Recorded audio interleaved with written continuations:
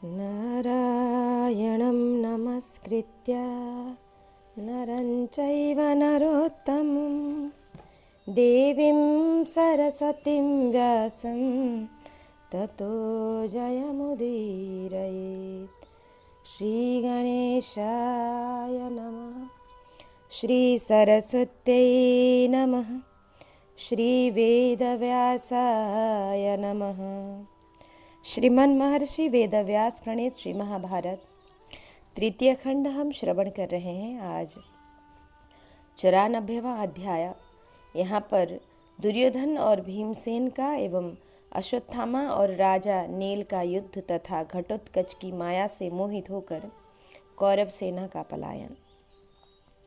संजय कहते हैं, स्वसैन्यं निहितं दृष्ट्वा राजा दुर्योधनः स्वयं अभ्यधावत संक्रुद्धो भीमसेनमरिन्दमम्। राजन, अपनी अधिकांश सेना को मारी गई देख क्रोध में भरे हुए स्वयं राजा दुर्योधन ने शत्रुदमन भीमसेन पर धावा किया।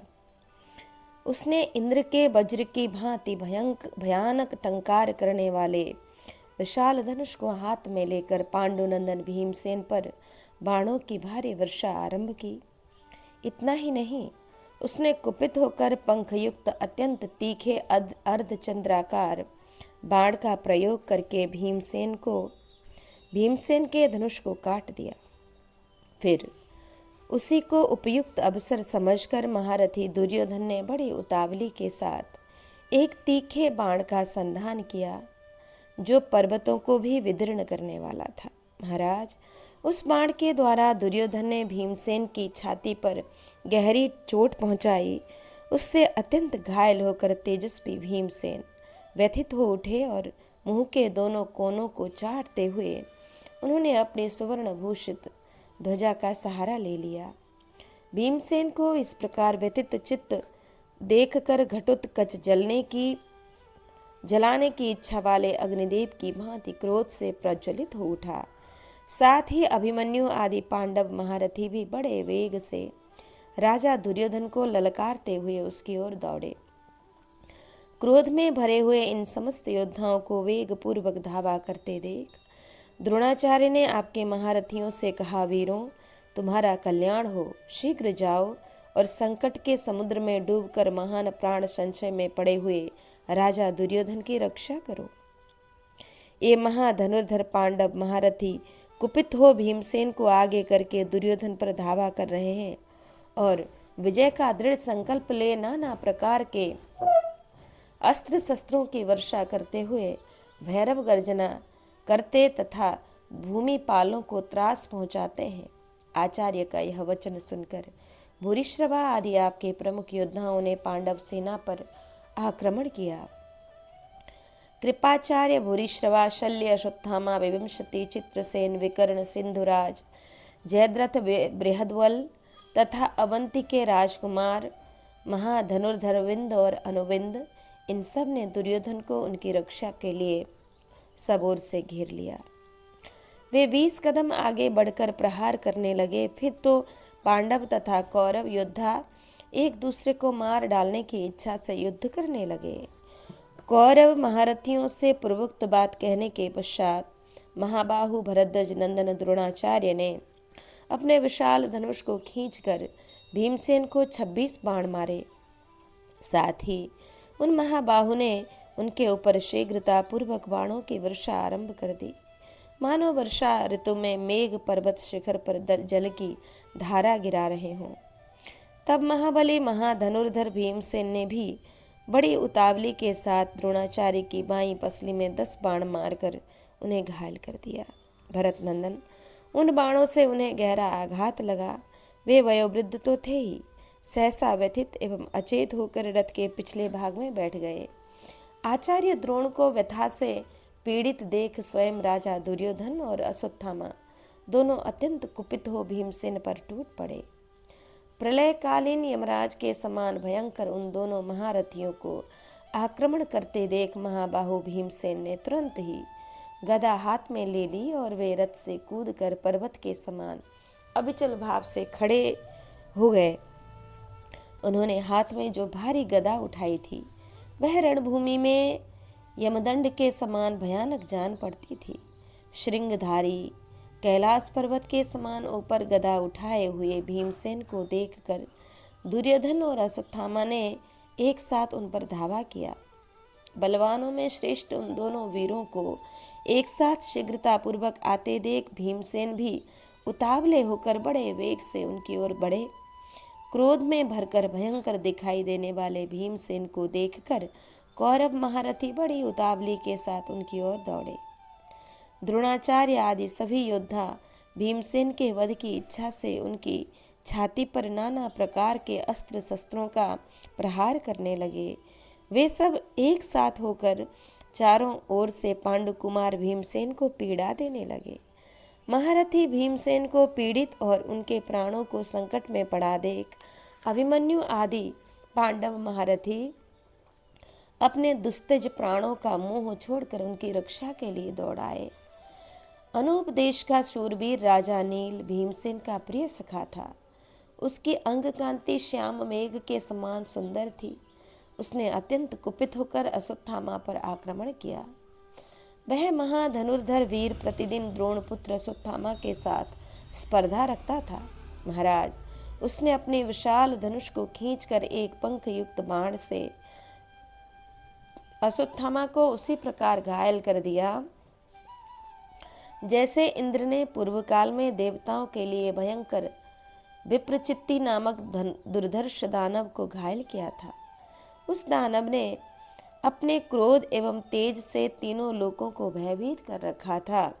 नील के छोड़े हुए उस पंख युक्त बाण से विदीर्ण होकर अश्वत्थामा के शरीर से रक्त का प्रवाह बह चला। इससे अश्वत्थामा को बड़ा क्रोध हुआ। तदंतर बुद्धिमानों में श्रेष्ठ अश्वत्थामा ने इंद्र के वज्र की भांति भयंकर टंकार करने वाले अपने विचित्र धनुष को खींचकर नील को मार डालने का विचार किया। तत्पश्चात उसने लोहार के माजे हुए 7 चमकीले भल्लों को धनुष पर रखकर चलाया। उसमें से 4 के द्वारा उसने नील के 4 घोड़ों को और 5वें के से सारथी को मार डाला। 6ठे से ध्वज को काट गिराया और 7वें भल्ल से नील की छाती में प्रहार किया।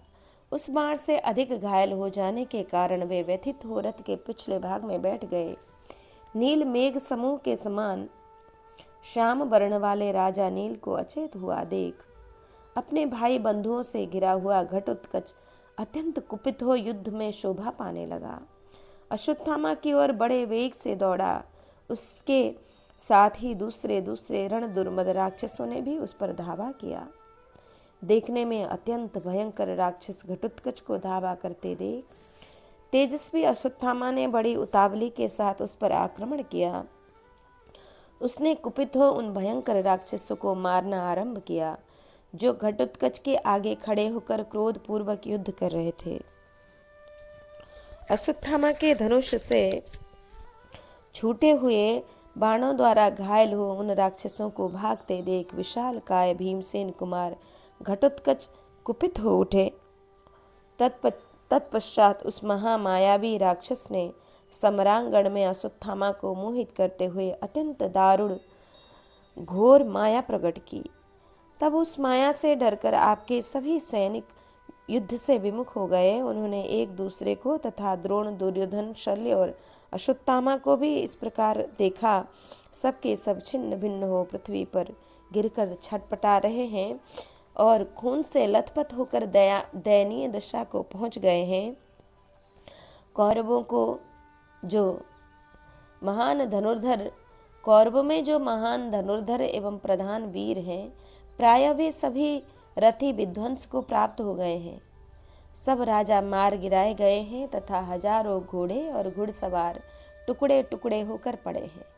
यह सब देखकर आपकी सेना शिविर की ओर भाग चली। राजन, उस समय में और देवव्रत भीष्म भी पुकार पुकार कर कह रहे थे, वीरों युद्ध करो, भागो मत। रणभूमि में तुम जो कुछ देख रहे हो वह घटोत्कच द्वारा छोड़ी हुई राक्षसी माया है, परंतु वे अचेत होने के कारण ठहर न सके। वे इतने डर गए थे कि हम दोनों की बातों पर विश्वास नहीं करते थे। उन्हें भागते देख विजयी पांडव घटोत्कच के साथ सिंहनाद करने लगे। चारों ओर शंख और दुंदुभी आदि बाजे जोर जोर से बजने लगे। इस प्रकार सूर्यास्त के समय दुरात्मा घटोत्कच से खदेड़ी गई आपकी सारी सेना संपूर्ण दिशाओं में भाग चली। संजय कहते हैं, तस्मिन् महति संक्रांते राजा दुर्योधनस्तदा पराजयं राक्षसेन नामृष्यत परम तप। महाराज, शत्रुओं को संताप देने वाला राजा दुर्योधन उस महान युद्ध में एक राक्षस के द्वारा प्राप्त हुई अपनी पराजय को नहीं सह सका। उसने गंगानंदन भीष्म जी के पास जाकर उन्हें विनीत भाव से प्रणाम करने के पश्चात सारा वृतांत यथावत रूप से कह सुनाया। उस दुर्धर्ष वीर ने बारंबार लंबी सांस खींचकर घटोत्कच की विजय और अपनी पराजय की कथा कही। राजन, फिर उसने कुरुकुल के वृद्ध पितामह भीष्म से कहा, प्रभु, मेरे शत्रु वसुदेव नंदन श्री कृष्ण का आश्रय लेकर युद्ध करते हैं, उसी प्रकार मैंने केवल आपका। पितामह भीष्म से कहा, प्रभु, जैसे मेरे शत्रु वसुदेव नंदन श्री कृष्ण का आश्रय लेकर युद्ध करते हैं, उसी प्रकार मैंने केवल आपका सहारा लेकर पांडवों के साथ भयंकर युद्ध छेड़ा है। परंतप मेरे साथ ही मेरी ये प्रसिद्ध 11 अक्षौणी सेनाएं आपकी आज्ञा के अधीन है। भरत श्रेष्ठ, ऐसा शक्तिशाली होने पर भी मुझे भीमसेन आदि पांडवों ने घटोत्कच का सहारा लेकर युद्ध में परास्त कर दिया। महाभाग, जैसे आग सूखे पेड़ को जलाकर भस्म कर देती है, उसी प्रकार यह अपमान मेरे अंग अंग को दग्ध कर रहा है। शत्रुओं को संताप देने वाले पितामह, मैं आपकी कृपा से स्वयं ही उस नीच एवं दुर्धर्ष राक्षस को मारना चाहता हूँ। आपका सहारा लेकर उस पर विजय होना चाहता हूँ। अतः आप मेरे इस मनोरथ को पूर्ण करें। भरत श्रेष्ठ, राजा दुर्योधन का यह वचन सुनकर शांतनु नंदन भीष्म ने उससे इस प्रकार कहा, राजन, कुरुनंदन, मैं तुमसे जो कहता हूँ उसे ध्यान देकर सुनो। शत्रुओं को संताप देने वाले महाराज, तुम्हें जिस प्रकार वर्ताव करना चाहिए वह सुनो। तात, शत्रु दमन, तुम युद्ध में सदा अपने रक्षा करो। अनग, तुम्हें सदा धर्मराज युधिष्ठिर से ही संग्राम करना चाहिए। अर्जुन, नकुल, सहदेव अथवा भीमसेन के साथ भी तुम युद्ध कर सकते हो। राजधर्म को सामने रखकर यह बात कही गई है। राजा से राजा ही युद्ध करता है। राजन, तुम्हें दुरात्मा घटोत्कच के साथ कदापि युद्ध नहीं करना चाहिए। मैं द्रोणाचार्य, कृपाचार्य, अश्वत्थामा, सात्वतवंशी, कृतवर्मा, शल्य, भूरिश्रवा, महारथी विकर्ण तथा दुशासन आदि तुम्हारे अच्छे भ्राता, ये सब लोग तुम्हारे लिए उस महाबली राक्षस से युद्ध करेंगे। यदि उस भयंकर राक्षस राज घटोत्कच पर तुम्हारा अधिक रोष है तो उस दुष्ट के साथ युद्ध करने के लिए राजा भगदत्त जाएं, क्योंकि युद्ध में ये इंद्र के समान पराक्रमी है। इतना कहकर बोलने में कुशल भीष्म ने राजाधिराज दुर्योधन के सामने ही राजा भगदत्त से यह बात कही, महाराज, तुम रण दुर्मद घटोत्कच का सामना करने के लिए शीघ्र जाओ और समस्त धनुर्धरों के देखते देखते प्रयत्न पूर्वक उसे रण क्षेत्र में आगे बढ़ने से रोको। पूर्व काल में इंद्र ने जैसे तारकासुर की प्रगति रोक दी थी, उसी प्रकार तुम भी उस क्रूर कर्मा राक्षस को रोक दो। परंतप तुम्हारे पास दिव्य अस्त्र है, तुम में पराक्रम भी महान है और पूर्व काल में बहुत से देवताओं के साथ तुम्हारा युद्ध भी हो ही चुका है। नृपश्रेष्ठ, इस महायुद्ध में घटोत्कच का सामना करने वाले योद्धा केवल तुम ही हो। राजन, तुम अपने ही बल से उत्कर्ष को प्राप्त होकर राक्षस शिरोमणि घटोत्कच को मार डालो। सेनापति भीष्म का यह वचन सुनकर राजा भगदत्त सिंहनाद करते हुए तुरंत ही शत्रुओं का सामना करने के लिए चल दिए। भारत, गरजते हुए मेघ के समान राजा भगदत्त को धावा करते देख भीमसेन, अभिमन्यु, राक्षस घटोत्कच, द्रौपदी के पांचों पुत्र सत्यधृति, क्षत्रदेव, चेदीराज, दृष्टकेतु, वसुदान और दशारण राज, ये सभी पांडव पक्षीय महारथी क्रोध में भरकर उसका सामना करने के लिए आए। भगदत्त ने भी सुप्रतीक नामक हाथी पर आरूढ़ होकर उन पर धावा किया। फिर तो पांडवों का भगदत्त के साथ घोर एवं महाभयानक युद्ध होने लगा, जो यमराज के राष्ट्र की वृद्धि करने वाला था। महाराज, रथियों द्वारा प्रयुक्त हुए भयंकर वेगशाली तेज बाण हाथियों और रथों पर गिरने लगे, जिनके मस्तक से मद की धारा बहती थी। ऐसे बड़े बड़े गजराज गजारोहियों द्वारा प्रेरित हो एक दूसरे के पास पहुंचकर निर्भीक हो परस्पर भिड़ जाते थे। उस महायुद्ध में रोषपूर्ण मदान्ध हाथी अपने दांतों के अग्रभाग से अथवा दांत रूपी मूसलों से परस्पर भिड़कर एक दूसरे को विदीर्ण करने लगे। चामर भूषित अश्वप्रासधारी सवारों से संचालित हो तुरंत ही एक दूसरे पर टूट पड़ते थे। उस समय पैदल सिपाही पैदलों द्वारा ही शक्ति और तोमरों से घायल हो सैकड़ों और हजारों की संख्या में धराशायी हो रहे थे। राजन, रथी लोग रथों पर आरूढ़ हो करणी, नालिक और सहायकों द्वारा समर में वीरों का वध करके सिंहनाद करने लगे थे। जब इस प्रकार रोंगटे खड़े कर देने वाला भयंकर युद्ध संग्राम चल रहा था, उस समय महाधनुर्धर भगदत्त ने भीमसेन पर धावा किया। वे जिस हाथी पर आरूढ़ थे, उसके कुंभस्थल से मद की 7 धाराएं गिर रही थी। वह सब ओर से जल के झरने बहाने वाले पर्वत के समान जान पड़ता था। निष्पाप नरेश भगदत्त सुप्रतीक की पीठ पर बैठकर सहस्त्रों बाणों की वर्षा करने लगे, मानो देवराज इंद्र ऐरावत पर आरूढ़ हो जल की धारा गिरा रहे हों। जैसे वर्षा ऋतु में बादल पर्वत के शिखर पर जल की धारा गिराता है, उसी प्रकार राजा भगदत्त भीमसेन पर बाणों की वर्षा करते हुए उन्हें पीड़ित करने लगे। तब महाधनुर्धर भीमसेन ने अत्यंत कुपित हो अपने बाणों की बौछार से हाथी के पैरों की रक्षा करने वाले सैकड़ों योद्धाओं को मार गिराया। उन सबको मारा गया देख प्रतापी भगदत्त ने कुपित हो उस गजराज को भीमसेन के रथ की ओर बढ़ाया। उनके द्वारा प्रेरित होकर वह गजराज धनुष के प्रत्यंचा से छोड़े हुए बाण की भांति शत्रु दमन भीमसेन की ओर बड़े वेग से दौड़ा। उस हाथी को आते देख भीमसेन आदि पांडव महारथी शीघ्रता पूर्वक उसकी चारों ओर खड़े हो गए। आर्य, के राजकुमार अभिमन्यु, द्रौपदी के 5 पुत्र शूरवीर दशार्ण राज, छत्रदेव, चेदीराज, दृष्टकेतु तथा चित्रकेतु, ये सभी महाबली वीर रोषावेश में भरकर अपने उत्तम दिव्यास्त्रों का प्रदर्शन करते हुए एकमात्र हाथी को क्रोधपूर्वक चारों ओर से घेर कर खड़े हो गए। अनेक बाणों से घायल हुआ वह महान गज रक्त रंजित होकर गेरू आदि धातुओं से विचित्र दिखाई देने वाले गिरिराज के समान सुशोभित हुआ। तदंतर दशारण देश के राजा भी एक पर्वताकार हाथी पर आरूढ़ हो भगदत्त के हाथी की ओर बढ़े। समरभूमि में अपनी ओर आते हुए उस हाथी को गजराज सुप्रतीक ने उसी प्रकार रोक दिया जैसे तट की भूमि समुद्र को आगे बढ़ने से रोके रहती है। महामना दशार्ण नरेश गजराज को रोका गया देख समस्त पांडव सैनिक भी साधु साधु कहकर सुप्रतीक की प्रशंसा करने लगे।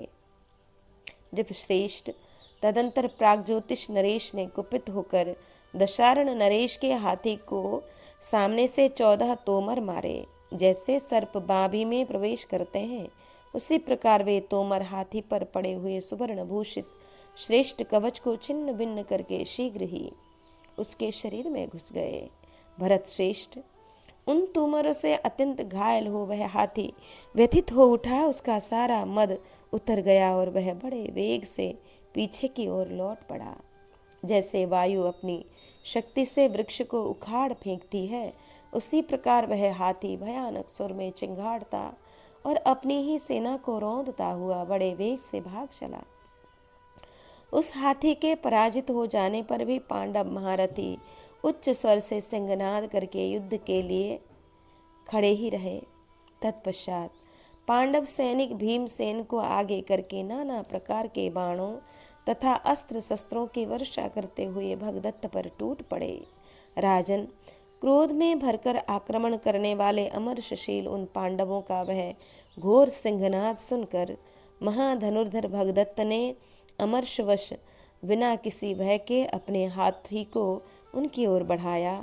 उस समय उनके अंकुशों और पैर के अंगूठों से प्रेरित हो वह गजराज युद्धस्थल में संवर्तक अग्नि की भांति भयंकर हो उठा। प्रलय काल की अग्नि का नाम संवर्तक है।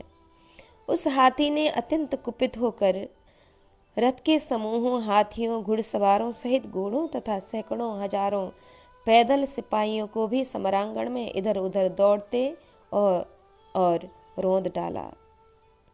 महाराज, उस हाथी के द्वारा आलोडित होकर पांडवों की वह विशाल सेना आग पर रखे हुए चमड़े की भांति संकुचित हो उठी।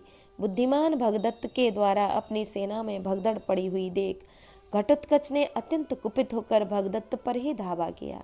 राजन, उस समय वह अत्यंत भयानक रूप बनाकर रोष से प्रज्वलित हो उठा। उसकी आकृति विकट एवं निष्ठुर दिखाई देती थी तथा मुख और नेत्र उज्जवल एवं प्रकाशित हो रहे थे। उस महाबली निशाचर ने हाथी को मार डालने की इच्छा से एक निर्मल त्रिशूल हाथ में लिया जो पर्वतों को भी विदीर्ण करने वाला था। फिर सहसा उसे चला दिया। वह त्रिशूल चारों ओर से आग की चिंगारियों के समूह से घिरा हुआ था। उसे सहसा अपने ऊपर आते देख प्राग ज्योतिषपुर के नरेश भगदत्त ने अत्यंत भयंकर तीक्ष्ण और सुंदर एक अर्धचंद्रकार बाण चलाया।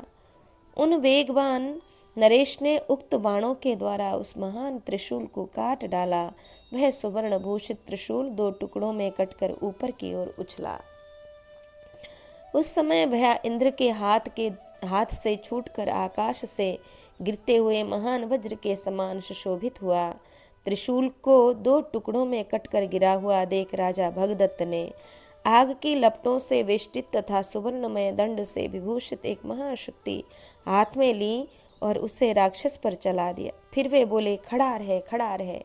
आकाश में प्रकाशित होने वाली अशनि वज्र के समान उस महाशक्ति को गिरती हुई देख राक्षस घटोत्कच ने उछलकर तुरंत ही उसे पकड़ लिया और सिंह के समान गर्जना की। भारत, फिर उसने तुरंत ही राजा भगदत्त के देखते देखते उस शक्ति को घुटनों पर रखकर तोड़ डाला। वह एक अद्भुत सी बात हुई। महाबली राक्षस के द्वारा किए गए इस महान कर्म को देखकर आकाश में खड़े हुए देवता, गंधर्व और मुनि बड़े विस्मित हुए। महाराज, उस समय भीमसेन आदि पांडवों ने वाह वाह कहते हुए अपने सिंहनाद से पृथ्वी को गुंजा दिया। हर्ष में भरे हुए उन महामना वीरों का महान सिंहनाद सुनकर महाधनुर्धर एवं प्रतापी राजा भगदत्त न सह सके। उन्होंने इंद्र के वज्र की भांति प्रकाशित होने वाले अपने विशाल धनुष को खींचकर पांडव महारथियों को वेगपूर्वक डांट बताई। तत्पश्चात अग्नि के समान प्रकाशित होने वाले निर्मल और तीखे नराचों का प्रहार करते हुए एक के द्वारा भीमसेन को घायल किया और 9 बाणों से राक्षस घटोत्कच को बींध डाला। फिर 3 बाणों से अभिमन्यु को और 5 से कैकेय कुमारों को घायल किया। तत्पश्चात धनुष को अच्छी तरह खींचकर छोड़े हुए झुकी हुई गांठ वाले बाण के द्वारा उन्होंने युद्ध में छत्रदेव की दाहिनी बाह काट डाली। उसके कटने के साथ ही सहसा उनका बाण सहित उत्तम धनुष पृथ्वी पर गिर पड़ा। इसके बाद भगदत्त ने द्रौपदी के 5 पुत्रों को 5 बाणों से घायल कर दिया और क्रोधपूर्वक भीमसेन के घोड़ों को मार डाला। फिर 3 बाणों से उनके सिंह चिन्हित ध्वज को काट दिया और अन्य 3 पंखयुक्त बाण मारकर उनके सारथी को भी विदीर्ण कर डाला। भरत श्रेष्ठ, भगदत्त के द्वारा युद्ध में अधिक घायल होकर भीमसेन का सारथी विशोक व्यथित हो उठा और रथ के पिछले भाग में चुपचाप बैठ गया। इस प्रकार रथहीन होने पर रथियों में श्रेष्ठ महाबाहु भीमसेन हाथ में गदा लेकर उस उत्तम रथ से वेग पूर्वक कूद पड़े। भारत श्रृंग युक्त पर्वत के समान उन्हें गदा उठाए आते देख आपके सैनिकों के मन में घोर भय समा गया। महाराज, इसी समय श्री कृष्ण जिनके सारथी हैं, वे पांडुनंदन अर्जुन सब ओर से शत्रुओं का संहार करते हुए वहां आ पहुंचे। वहां वे दोनों पुरुष सिंह महाबली पिता पुत्र भीमसेन और घटोत्कच भगदत्त के साथ युद्ध कर रहे थे। भरत श्रेष्ठ, पांडुनंदन अर्जुन अपने सारथी भाइयों को युद्ध करते देख अपने महारथी भाइयों को युद्ध करते देख स्वयं भी बाणों की वर्षा करते हुए तुरंत ही युद्ध में प्रवृत्त हो गए। तब महारथी राजा दुर्योधन ने बड़ी उतावली के साथ रथ, हाथी और घोड़ों से भरी हुई अपनी सेना को शीघ्र ही युद्ध के लिए प्रेरित किया। कौरवों की उस विशाल वाहिनी को आती देख श्वेत घोड़ों वाले पांडुपुत्र अर्जुन सहसा बड़े वेग से उसकी ओर दौड़े। भारत भगदत्त ने भी समरभूमि में उस हाथी के द्वारा पांडव सेना को कुचलते हुए युधिष्ठिर पर धावा किया। आर्य, उस समय हथियार उठाए पांचालों, पांडवों तथा केकयों के साथ भगदत्त का बड़ा भारी युद्ध हुआ। भीमसेन ने भी समरभूमि में श्री कृष्ण और अर्जुन दोनों को इरावान के वध का यथावत वृत्तांत अच्छी तरह सुना दिया। इरावान के वध से अर्जुन का दुखपूर्ण उद्गार, भीमसेन के द्वारा धृतराष्ट्र के 9 पुत्रों का वध, अभिमन्यु और अम्बष्ठ का युद्ध की भयानक स्थिति का वर्णन तथा 8वें दिन के युद्ध का उपसंहार। संजय कहते हैं, पुत्रं विनिहतं श्रुत्वा इरावन्तं धनंजया दुखेन महताविष्टो निश्वासन पन्नगो यथा। राजन, अपने पुत्र इरावान के वध का वृत्तांत सुनकर अर्जुन को बड़ा दुख हुआ। वे सर्प के समान लंबी सांस खींचने लगे। नरेश्वर, तब उन्होंने समरभूमि में भगवान वासुदेव से इस प्रकार कहा, भगवन, निश्चय ही महाज्ञानी विदुर ने पहले ही यह सब देख लिया था। कौरवों और पांडवों का यह भयंकर विनाश परम बुद्धिमान विदुर जी की दृष्टि में पहले ही आ गया था, इसलिए उन्होंने राजा धृतराष्ट्र को मना भी किया था। मधुसूदन, और भी बहुत से वीरों को संग्राम में कौरवों ने मारा और हमने कौरव सैनिकों का संहार किया। नरश्रेष्ठ, धन के लिए यह कुत्सित कर्म किया जा रहा है। धिक्कार है उस धन को जिसके लिए इस प्रकार जाति भाइयों का विनाश किया जाता है। मनुष्य का निर्धन रहकर मर जाना अच्छा है, परंतु जाति भाइयों के वध से धन प्राप्त करना कदापि अच्छा नहीं है। श्री कृष्ण, हम यहाँ आए हुए इन जाति भाइयों को मारकर क्या प्राप्त कर लेंगे?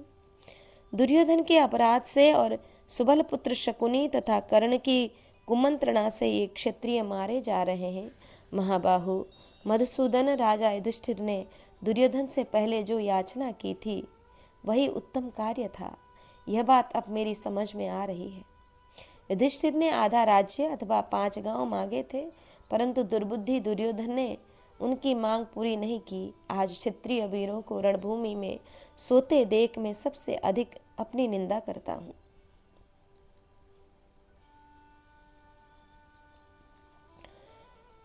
क्षत्रियों की इस जीविका को धिक्कार है।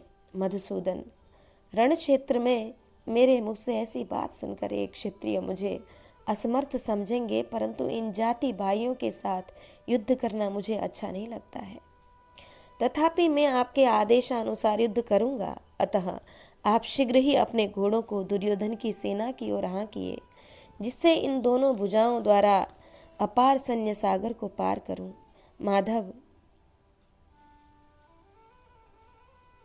यह समय को व्यर्थ बिताने वाला अवसर नहीं है। अर्जुन के ऐसा कहने पर शत्रु वीरों का विनाश करने वाले केशव ने वायु के समान वेगशाली उन श्वेत घोड़ों को आगे बढ़ाया। भारत, तदंतर जैसे पूर्णिमा को वायु की प्रेरणा से समुद्र का वेग बढ़ जाने से उसकी भीषण गर्जना सुनाई पड़ती है, उसी प्रकार आपकी सेना का महान कोलाहल प्रकट हुआ। महाराज, अपराह्न काल में पांडवों के साथ भीष्म का भीषण संग्राम हुआ, जिससे मेघ की गर्जना के समान गंभीर घोष हो रहा था। राजन, तब आपके पुत्र जैसे वसुगण इंद्र के सब ओर खड़े होते हैं, उसी प्रकार द्रोणाचार्य को चारों ओर से घेर कर रणभूमि में भीमसेन पर टूट पड़े। तत्पश्चात शांतनु नंदन भीष्म रथियों में श्रेष्ठ कृपाचार्य भगदत्त और सुशर्मा ने अर्जुन पर धावा किया। कृतवर्मा और वाल्मीकि सात्विकी पर टूट पड़े।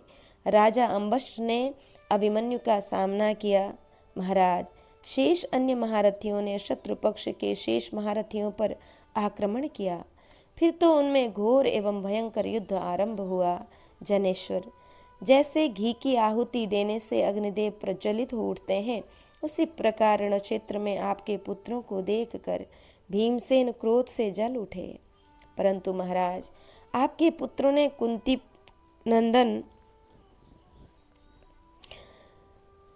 कुंती नंदन भीम को अपने बाणों से उसी प्रकार आच्छादित कर दिया जैसे वर्षा ऋतु में बादल पर्वत को जल की धाराओं से ढक लेते हैं। प्रजानाथ, भरत नंदन आपके पुत्रों द्वारा बारंबार बाणों की वर्षा से आच्छादित किए जाने पर क्रोध पूर्वक अपने मुंह के कोनों को चाटते हुए सिंह के समान शौर्य का अभिमान रखने वाले वीर भीमसेन ने एक अत्यंत तीखे क्षुरप्र के द्वारा आपके पुत्र व्यूढ़ोरस्क को मार गिराया। उसकी जीवन लीला समाप्त हो गई। तत्पश्चात जैसे सिंह छोटे से मृग को दबोच लेता है, उसी प्रकार भीम ने दूसरे पानीदार एवं तीखे भल्ल से आपके पुत्र कुंडली को धराशायी कर दिया। आर्य, इसके बाद भीम ने बड़ी उतावली के साथ बहुत से तीखे और पानीदार बाण हाथ में लिए और आपके पुत्रों को लक्ष्य करके छोड़ दिया। सुदृढ़ धनुर्धर भीमसेन के द्वारा चलाए हुए उन बाणों ने आपके बहुत से महारथी पुत्रों को मारकर रथों से नीचे गिरा दिया। उनके नाम इस प्रकार हैं: अनादृष्टि, कुंडभेदी, वैराट, दीर्घलोचन, दीर्घबाहु, सुबाहु तथा कनकध्वज। भरत श्रेष्ठ वे सभी वीर वहां गिरकर वसंत ऋतु में धराशायी हुए पुष्पयुक्त आम्र वृक्षों की भांति सुशोभित हो रहे थे। तब उस महायुद्ध में आपके शेष पुत्र महाबली भीमसेन को काल के समान समझकर वहां से भाग चले। तदंतर युद्धस्थल में आपके पुत्रों को दग्ध करते हुए वीर भीमसेन पर द्रोणाचार्य ने सब ओर से उसी प्रकार बाणों की वर्षा की जैसे बादल पर्वत पर जल की धाराएं गिराते हैं। महाराज, उस समय हमने कुंती पुत्र भीम का अद्भुत पराक्रम देखा। यद्यपि द्रोणाचार्य बाणों की वर्षा करके उन्हें रोक रहे थे, तो भी उन्होंने आपके पुत्रों को मार ही डाला। जैसे सांड आकाश से गिरती हुई जल वर्षा को अपने शरीर पर शांत भाव से धारण और सहन करता है, उसी प्रकार भीमसेन द्रोणाचार्य की छोड़ी हुई बाण वर्षा को धारण कर रहे थे। महाराज, भीमसेन ने उस युद्ध स्थल में आपके पुत्रों का वध तो किया ही, द्रोणाचार्य को भी आगे बढ़ने से रोक रखा था। यह उन्होंने अद्भुत पराक्रम किया। राजन, जैसे महाबली व्याघ्र मृगों के झुंडों में विचरता हो, उसी प्रकार भीमसेन आपके वीर पुत्रों के समुदाय में खेल रहे थे। जैसे भेड़िया पशुओं के बीच में रहकर भी उन्हें विदीर्ण कर डालता है, उसी प्रकार भीमसेन रणभूमि में आपके पुत्रों को भगा रहे थे। दूसरी ओर गंगानंदन भीष्म, भगदत्त और कृपाचार्य ये तीनों महारथी युद्ध में वेग से आगे बढ़ने वाले पांडुकुमार अर्जुन का निवारण कर रहे थे। परंतु अतिरथी वीर अर्जुन ने रणभूमि में उनके अस्त्रों द्वारा निवारण करके आपकी सेना के प्रमुख वीरों को यमराज के पास भेज दिया। अभिमन्यु ने रथियों में श्रेष्ठ लोक विख्यात राजा अम्बष्ट को सहायकों द्वारा रथहीन करके आगे बढ़ने से रोक दिया। यशस्वी सुभद्रा कुमार अभिमन्यु से पीड़ित एवं रथहीन होकर राजा अम्बष्ट अपने रथ से कूद पड़े और महामना सुभद्रा कुमार पर उन्होंने रण क्षेत्र में तलवार चलाई। फिर तो वे महाबली नरेश कृतवर्मा के रथ पर जा बैठे। युद्ध के पैतरों को जानने में कुशल तथा शूरवीरों का संहार करने वाले सुभद्रा कुमार ने अपनी ओर आती हुई अम्बष्ट की तलवार को अपनी फुर्ती के साथ निष्फल कर दिया।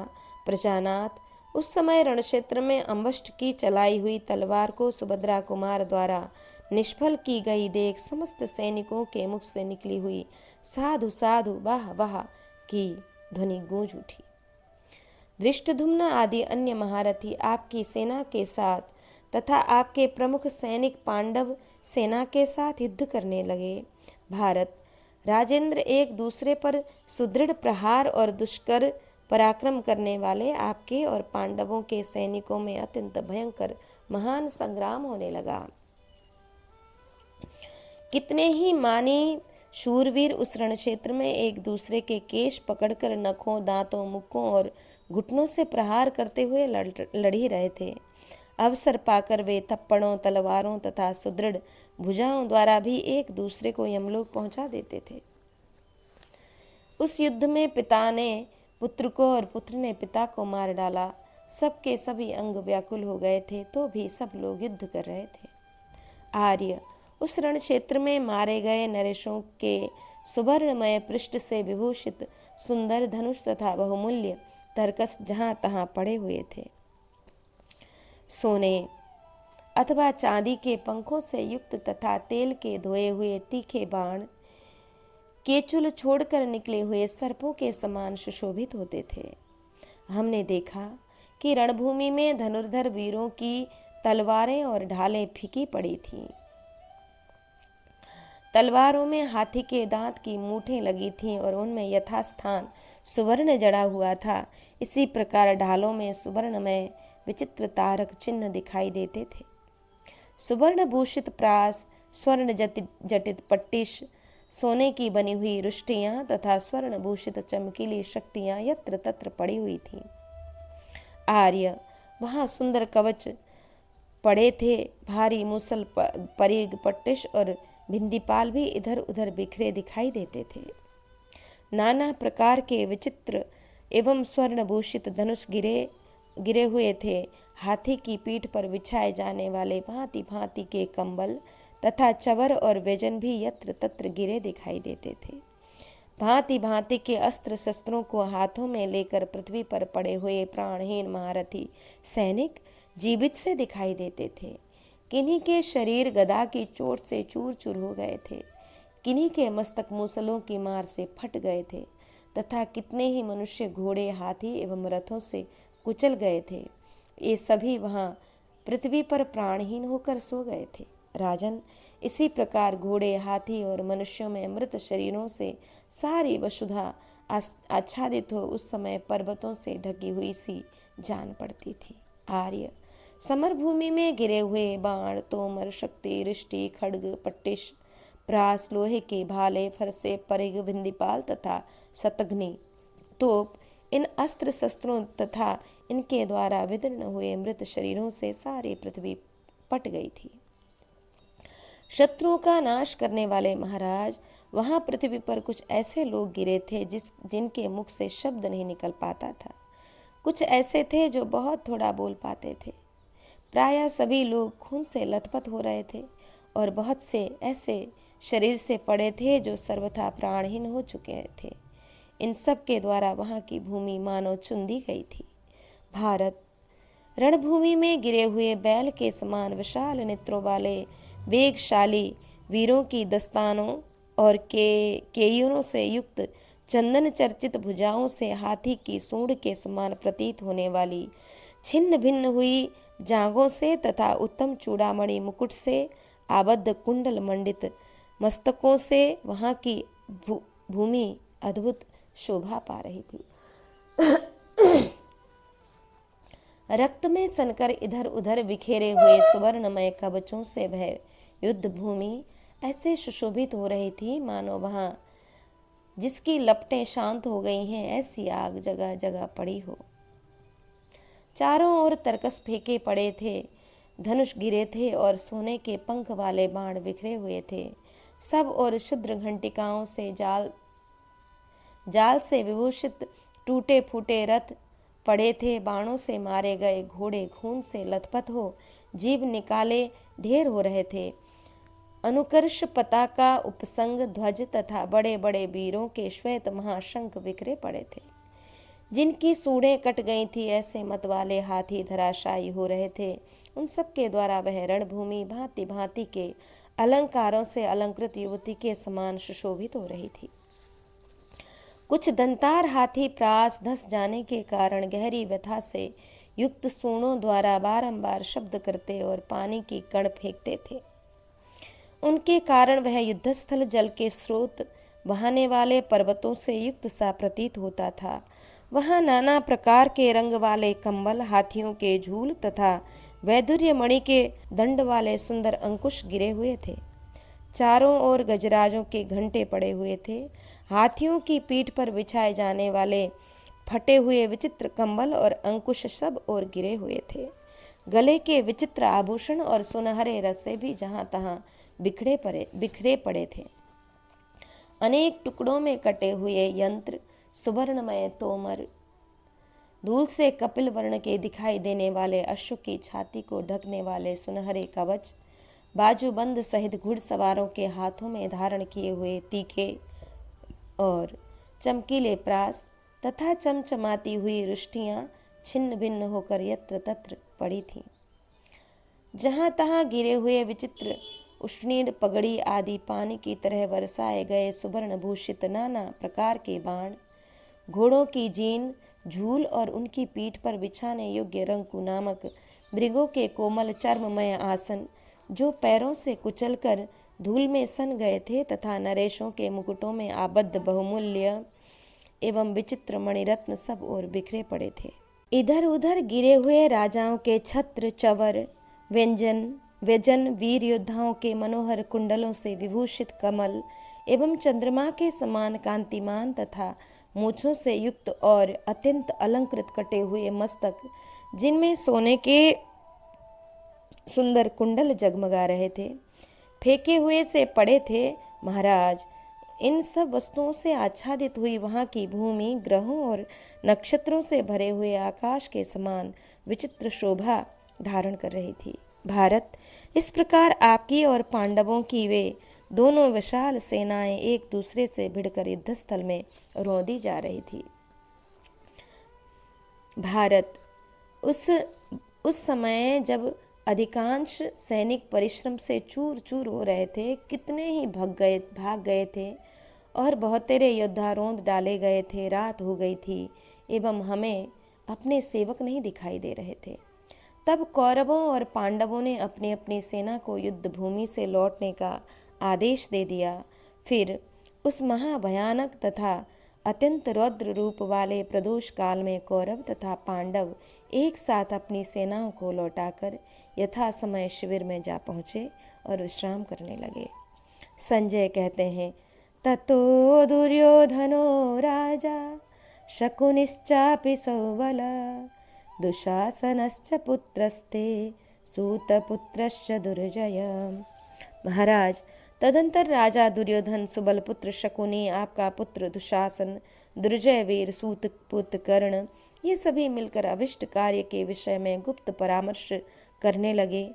उनकी मंत्रणा का मुख्य विषय यह था कि पांडवों को दल बल सहित युद्ध में कैसे जीता जा सकता है। उस समय राजा दुर्योधन ने सूतपुत्र कर्ण तथा महाबली शकुनी को संबोधित करके उन सब मंत्रियों से कहा, मित्रों, द्रोणाचार्य, भीष्म, कृपाचार्य, शल्य तथा भूरिश्रवा, ये लोग युद्ध में कुंती के पुत्रों को कभी कोई बाधा नहीं पहुंचाते हैं। इसका क्या कारण है यह मैं नहीं जानता। वे पांडव स्वयं अबध्य रहकर मेरी सेना का संहार कर रहे हैं। कर्ण, इस प्रकार मेरी सेना तथा अस्त्र शस्त्रों का युद्ध में क्षय होता चला जा रहा है। राधानंदन, तुम युद्ध में मुंह मोड़ कर बैठ रहे हो, इसलिए पांडवों ने मुझे परास्त कर दिया। द्रोणाचार्य के सामने ही मेरे देखते देखते भीमसेन ने मेरे वीर भाइयों को मार डाला। पांडव शूरवीर और देवताओं के लिए भी अवध्य हैं। उनके द्वारा पराजित होकर मैं जीवन के संशय में पड़ गया हूँ। ऐसी दशा में रणक्षेत्र में मैं कैसे युद्ध करूँगा। यह सुनकर सूतपुत्र कर्ण ने शत्रु दमन नरनाथ महाराज दुर्योधन से इस प्रकार कहा कि कर्ण बोला, मा शोच भरत श्रेष्ठ करिष्ये हम प्रियम तव भीष्म शांतन वस्तुर्ण मय पातुम महारणात्। भरत श्रेष्ठ, शोक न करो, मैं तुम्हारा प्रिय कार्य करूँगा, परंतु शांतनु नंदन भीष्म शीघ्र ही महायुद्ध से हट जाएं। भरतवंशी नरेश, जब युद्ध में गंगा नंदन भीष्म हथियार डाल देंगे और उससे सर्वथा निवृत्त हो जाएंगे, उस समय में युद्ध में भीष्म के देखते देखते सोमकों सहित समस्त कुंती पुत्रों को एक साथ मार डालूंगा। यह मैं तुमसे सत्य की शपथ खाकर कहता हूँ। भीष्म सदा ही पांडवों पर दया करते हैं, अतः युद्ध में वे इन महारथियों को जीतने में समर्थ नहीं है, सर्वथा असमर्थ ही हैं। तात, भीष्म युद्ध में अभिमान रखने वाले तथा सदा युद्ध को प्रिय मानने वाले हैं, तथापि पांडवों पर दया रखने के कारण वे उन सबको संग्राम में कैसे जीत सकेंगे। भारत, अतः तुम शीघ्र ही यहाँ से भीष्म जी के शिविर में जाकर अपने उन पूजनीय वृद्ध पितामह को राजी करके उनसे हथियार रखवा दो। राजन, भीष्म के हथियार डाल देने पर पांडवों को केवल मेरे द्वारा युद्ध में सुहृदों और बांधवों सहित मारा गया समझो। कर्ण के ऐसा कहने पर आपके पुत्र दुर्योधन ने वहीं अपने भाई दुशासन से इस प्रकार कहा, दुशासन, तुम शीघ्र सब प्रकार से मेरी व्यवस्था करो, जिससे यात्रा संबंधी सब आवश्यक तैयारी संपन्न हो जाए। राजन, दुशासन से ऐसा कहकर जनेश्वर दुर्योधन ने कर्ण से कहा, शत्रुदमन, मैं मनुष्यों में श्रेष्ठ भीष्म को युद्ध से हटाने के लिए राजी करके अभी तुम्हारे पास लौट आता हूँ। फिर भीष्म के हट जाने पर तुम युद्ध के मैदान में शत्रुओं पर प्रहार करना। प्रजानाथ, तदंतर आपका पुत्र दुर्योधन तुरंत ही अपने भाइयों के साथ शिविर से बाहर निकला, मानो देवताओं के साथ इंद्र अपने भवन से बाहर आए हों। उस समय भाई दुशासन ने अपने श्रेष्ठ ज्येष्ठ भ्राता सिंह के समान पराक्रमी नृपश्रेष्ठ दुर्योधन को घोड़े पर चढ़ाया। नरेश्वर महाराज माथे पर मुकुट, भुजाओं में अंगद तथा हाथों में बलय आदि आभूषण धारण किए मार्ग पर जाता हुआ आपका पुत्र दुर्योधन बड़ी शोभा पा रहा था। उसने शीरीष पुष्प एवं सुवर्ण के समान पीत वर्ण का बहुमूल्य सुगंधित चंदन लगा रखा था। राजन, उसके सारे अंग निर्मल वस्त्र से ढके हुए थे। वह सिंह के समान मस्तानी चाल से चलता था और अपनी निर्मल प्रभा के कारण आकाश में प्रकाशित होने वाले सूर्य के समान शोभा पा रहा था।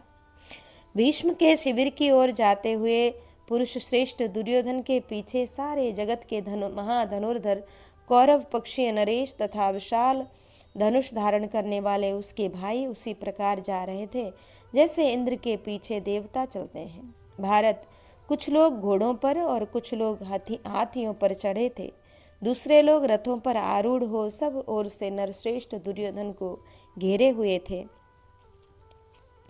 राजा दुर्योधन की रक्षा के लिए समस्त सुहृद अस्त्र शस्त्र लेकर उसी प्रकार उसके साथ हो गए थे जैसे स्वर्ग में देवता इंद्र की रक्षा के लिए उसके साथ रहते हैं। इस प्रकार कौरवों से पूजित हो महाबली कौरवराज दुर्योधन यशस्वी भीष्म के शिविर में गया। उसके भाई उसे घेर कर निरंतर उसके साथ साथ रहे। उदार स्वभाव वाले राजा दुर्योधन ने उस समय संपूर्ण शत्रुओं का संहार करने में समर्थ हाथी की सूंड के समान विशाल तथा अस्त्र प्रहार की शिक्षा में निपुणता को प्राप्त हुई अपनी दाहिनी भुजा को ऊपर उठाकर संपूर्ण दिशाओं में ठगी उठी हुई विभिन्न देश के निवासी मनुष्यों की प्राणामांजलियों को स्वीकार करते हुए उनकी मधुर बातें सुनी। संपूर्ण जगत का अधीश्वर महायशस्वी राजा दुर्योधन संपूर्ण सेनाओं से घिरकर सूतों और मागधों के मुख से अपनी स्तुति सुनता और सब लोगों का समादर करता हुआ भीष्म के शिविर की ओर आगे बढ़ता गया। सुगंधित तेल से भरे हुए सोने के जलते दीपक लिए बहुत से सेवक महाराज दुर्योधन को सब ओर से घेर कर चल रहे थे। उन सुवर्णमय प्रदीपों से घिरकर प्रकाशित होने वाला राजा दुर्योधन दीप्तिमान महाग्रहों से संयुक्त चंद्रमा के समान शोभा पा रहा था।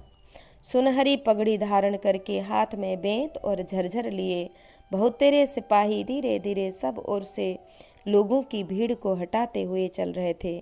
तत्पश्चात राजा दुर्योधन भीष्म के सुंदर निवास स्थान के निकट पहुंचकर घोड़ों से उतर पड़ा और भीष्म जी के पास जाकर उन्हें प्रणाम करके बहुमूल्य बिछौनों से युक्त सर्वतोभद्र नामक सर्वोत्तम स्वर्णमय सिंहासन पर बैठ गया। उसके बाद नेत्रों में आंसू भरकर हाथ जोड़े हुए गदगद कंठ से वह भीष्म से इस प्रकार बोला, शत्रुसूदन, हम लोग आपका आश्रय लेकर युद्ध के मैदान में इंद्र सहित संपूर्ण देवताओं तथा असुरों को भी जीतने का उत्साह रखते हैं। फिर मित्रों और बांधवों सहित वीर पांडवों को जीतना कौन बड़ी बात है। अतः प्रभु गंगानंदन, आपको मुझ पर कृपा करनी चाहिए। जैसे देवराज इंद्र दानवों का संहार करते हैं, उसी प्रकार आप वीर पांडवों को मार डालिए। महाराज, भरत नंदन, मैं केकयों सहित संपूर्ण सोमकों, पांचालों और करुषों को मार डालूंगा। आपकी यह बात सत्य हो। भारत, आप युद्ध में सामने आए हुए कुंती पुत्रों और महाधनुर्धर सोमकों का वध कीजिए और ऐसा करके अपने कवच को, अपने वचन को सत्य कर दीजिए।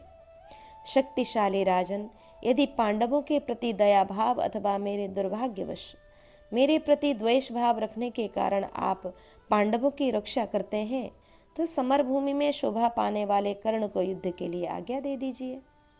वह सुहृदों और बांधवों सहित कुंती पुत्रों को अवश्य जीत लेगा। सत्य पराक्रमी भीष्म से ऐसा कहकर आपका पुत्र राजा दुर्योधन और कुछ नहीं बोला। भीष्म का दुर्योधन को अर्जुन का पराक्रम बताना और भयंकर युद्ध के लिए प्रतिज्ञा करना तथा प्रातःकाल दुर्योधन के द्वारा भीष्म की रक्षा की व्यवस्था। संजय कहते हैं, वात्सल्यस्त पुत्रेण सोमति विधो महामना दुखेन महताविष्टो नोवाचा प्रियमंडवी। महाराज, आपके पुत्र द्वारा बागबाणों से अत्यंत विंध होकर महामना भीष्म को महान दुख हुआ, तथापि उन्होंने उससे कोई किंचन मात्र भी अप्रिय वचन नहीं कहा। वे दुख और रोष से युक्त होकर दीर्घ काल तक कुछ सोचते हुए लंबी सांस खींचते रहे। वाणी रूपी अंकुश से पीड़ित होकर वे हाथों के समान व्यथा का अनुभव करने लगे। भारत, फिर क्रोध से दोनों आंखें चढ़ाकर लोक वेत्ताओं में श्रेष्ठ भीष्म इस प्रकार देखने लगे मानो देवताओं, असुरों और गंधर्वों सहित संपूर्ण लोकों को दग्ध कर डालेंगे। फिर आपके पुत्र को सांत्वना देते हुए वे उससे इस प्रकार बोले, बेटा दुर्योधन, तुम इस प्रकार बागबाणों से मुझे क्यों छेद रहे हो। मैं तो यथाशक्ति शत्रुओं पर विजय पाने की चेष्टा करता हूँ और तुम्हारे प्रिय साधन में लगा हुआ हूँ। इतना ही नहीं, तुम्हारा प्रिय करने की इच्छा से मैं समराग्नि में अपने प्राणों को होम देने के लिए भी तैयार हूँ। परंतु तुम्हें याद होगा, जब शूरवीर पांडुनंदन अर्जुन ने युद्ध में देवराज इंद्र को परास्त करके खांडव वन में अग्नि को तृप्त किया था, वही उनकी अजयता का पूरा प्रमाण है।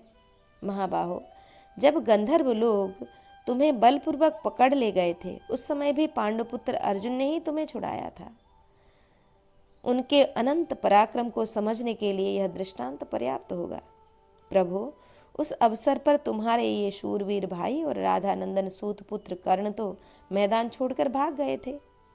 यह अर्जुन की अद्भुत शक्ति का पर्याप्त उदाहरण है। उन दिनों विराट नगर में हम सब लोग एक साथ युद्ध के लिए डटे हुए थे, परंतु अर्जुन ने अकेले ही हम लोगों पर आक्रमण किया। यह उनकी अपरिमित शक्ति का पर्याप्त उदाहरण है।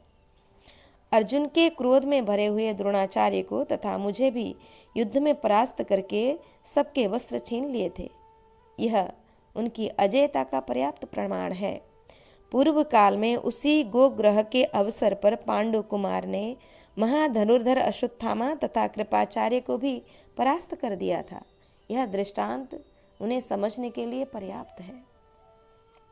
उन दिनों सदा अपने पुरुषार्थ का अभिमान रखने वाले कर्ण को भी जीतकर अर्जुन ने उसके वस्त्र छीनकर उत्तरा को अर्पित किए थे। यह दृष्टांत पर्याप्त होगा। जिन्हें परास्त करना इंद्र के लिए भी कठिन था, उन निवात कवचों को अर्जुन ने युद्ध में परास्त कर दिया था। उनकी अलौकिक शक्ति को समझने के लिए यह दृष्टांत पर्याप्त होगा। विश्वरक्षक शंख चक्र और गदा धारण करने वाले अनंत शक्ति, सृष्टि और संहार के एकमात्र कर्ता देवादिदेव सनातन परमात्मा परमेश्वर सर्वेश्वर भगवान वासुदेव, जिनकी रक्षा करने वाले हैं, उन वेगशाली वीर पांडु पुत्र अर्जुन को युद्ध के मैदान में कौन जीत सकता है?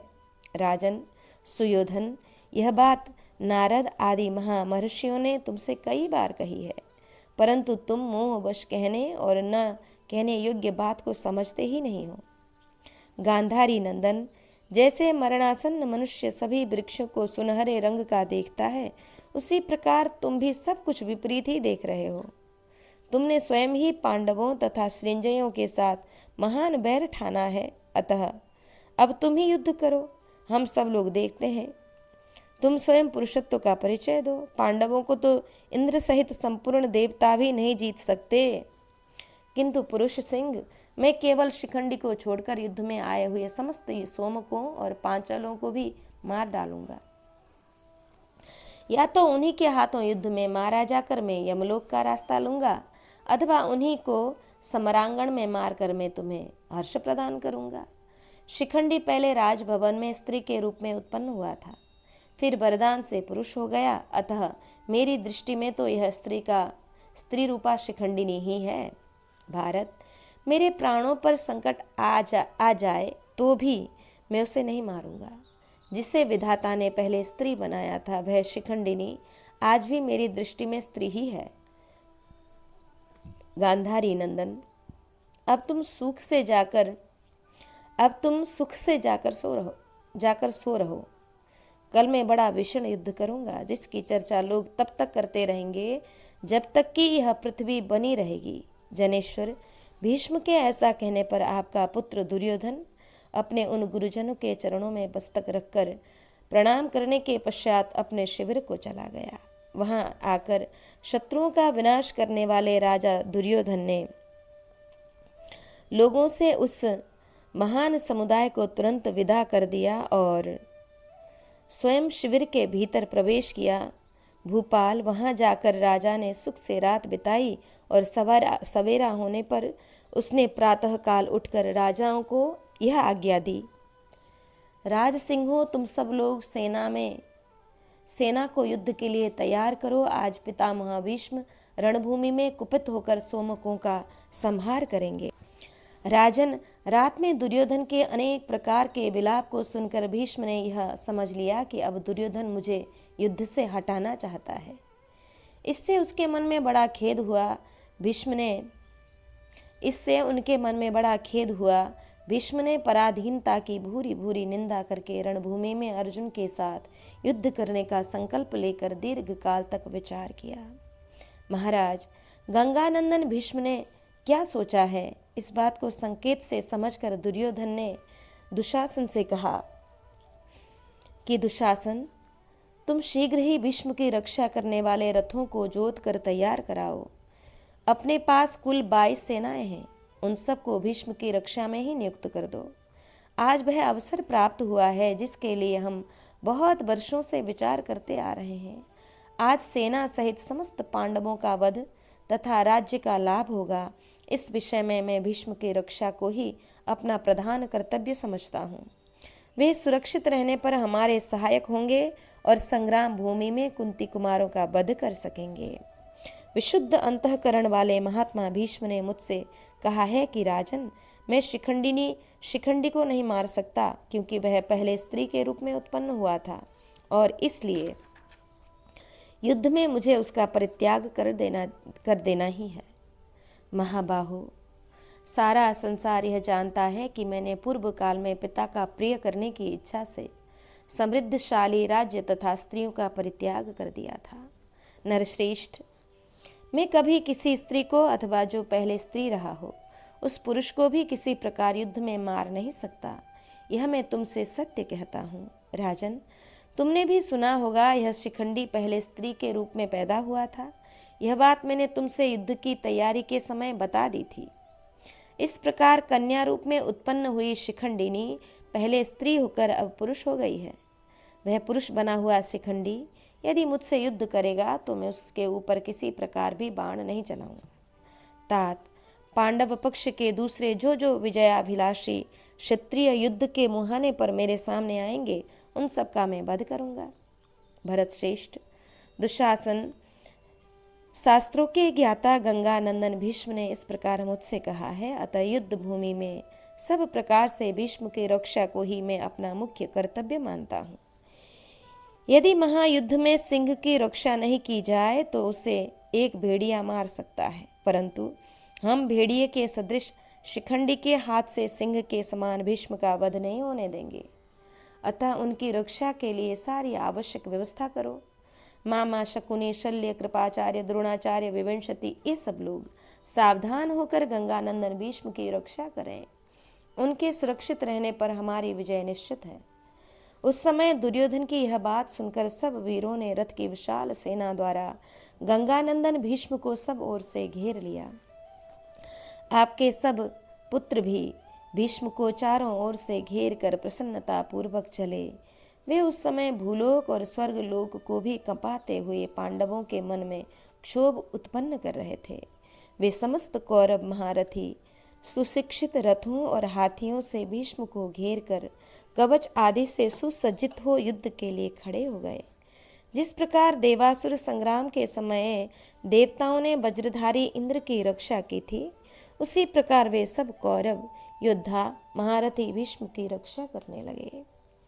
तब राजा दुर्योधन ने अपने भाई से पुनः इस प्रकार कहा, दुशासन, अर्जुन के रथ के बाएं पहिए की रक्षा युधामन्यु और दाहिने पहिए की रक्षा उत्तमौजा करते हैं। इस प्रकार अर्जुन के ये दो रक्षक हैं और अर्जुन भी शिखंडिनी की रक्षा करते हैं। अर्जुन से सुरक्षित और हम लोगों से उपक्षित होकर शिखंडी हमारे भीष्म को जिस प्रकार मार न सके ऐसी व्यवस्था करो। बड़े भाई की यह बात सुनकर आपका पुत्र दुशासन भीष्म को आगे करके सेना के साथ युद्ध के मैदान में गया। भीष्म को रथों के समूह से घिरा हुआ देख रथियों में श्रेष्ठ अर्जुन ने धृष्टद्युम्न से कहा, नरेश्वर, पांचाल राजकुमार, आज तुम पुरुष सिंह शिखंडी को भीष्म के सामने उपस्थित करो, मैं उसकी रक्षा करूंगा। इस प्रकार श्री महाभारत भीष्म पर्व के अंतर्गत भीष्म वध पर्व में भीष्म दुर्योधन संवादक यह 98वां अध्याय पूर्ण हुआ। आज के पारायण को श्री ठाकुर जी के चरणों में अर्पित कर आज हम यहाँ विश्राम लेंगे। कृष्णाय वासुदेवाय हरये परमात्मने प्रणतक्लेशनाशाय गोविन्दाय नमो नमः।